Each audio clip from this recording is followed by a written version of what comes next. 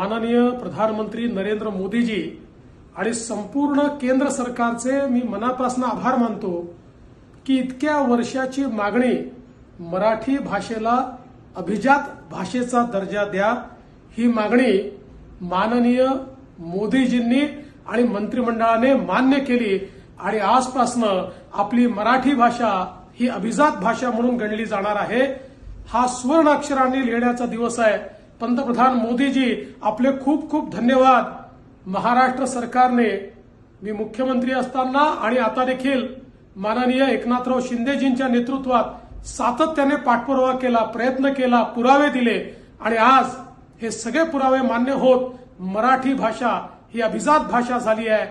महाराष्ट्राच्या 12 कोटी जनतेच्या वतीनं आणि जगभरातल्या मराठी माणसाच्या वतीनं मी पंतप्रधान मोदीजींचे मनापासून आभार मानतो।